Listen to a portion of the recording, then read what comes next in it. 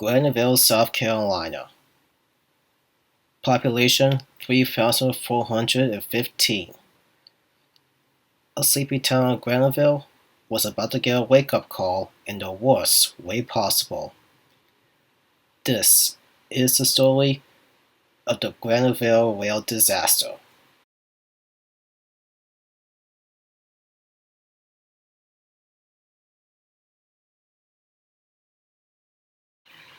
On January 6, 2005, early in the morning, NS Local P22 was parked in a sign near the Avondale Mills with GP59, 4622 and 2 cars. On the previous night of January 5th, the crew finished the run and contacted the local dispatcher at 7:53 and 7:54 p.m. to clear 2 track runs that were taking the train's use of the tracks. However, they had to wait for a train to pass before heading out. So in the end, the crew stayed in the cab, especially the brakeman P22 who didn't check if the switch was set for the main.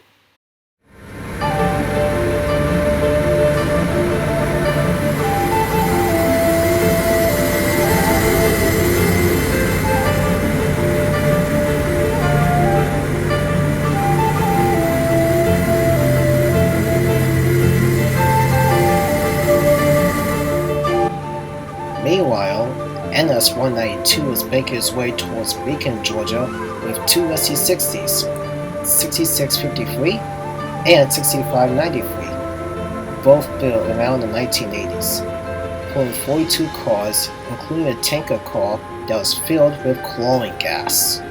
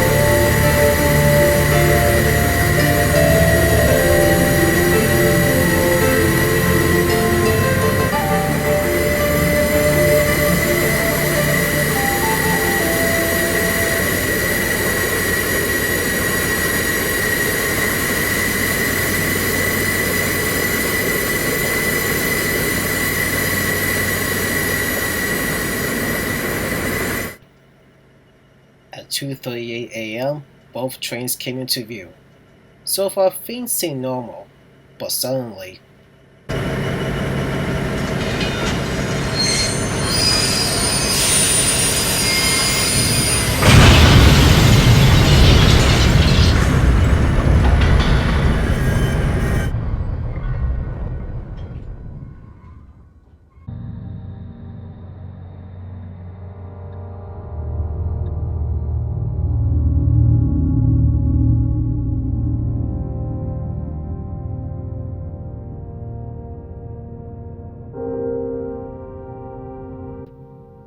NG-192 slams head-on with P-22 at 2:39 a.m. at nearly 50 miles an hour, derailing all 3 locomotives, 16 of 192 freight cars, and 1 of P-22's freight cars.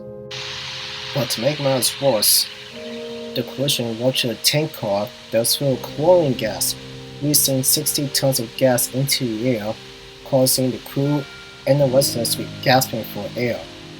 As a result, 5,400 residents within 1 mile side will be forced to be evacuated for 2 weeks.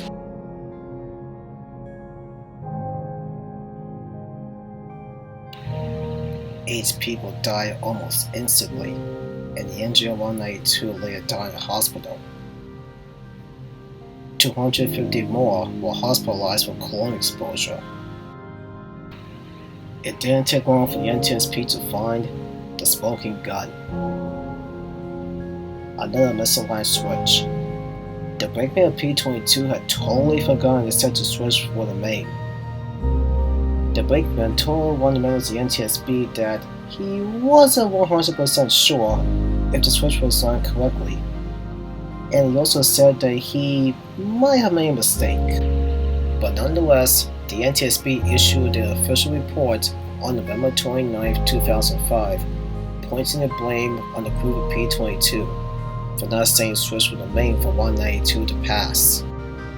Norfolk Southern came under heavy fire after the accident, because they were sued by the Avondale Mills for this. After the accident, Avondale Mills was shut down, laying off 1,000 employees and paying more than $100 million on cleanup and repair expenses. The trial was opened on March 10, 2008 in Columbia, South Carolina. 2 years later, on March 8th, Norfolk Southern agreed to pay $4 million in penalty to settle alleged violations of the Clean Water Act and hazardous material laws from the 2005 Graniteville collision. Indiana 4622, 6653, and 6593 were all taken to Altoona, where 6593 became the very first NS SC-60 to be scrapped.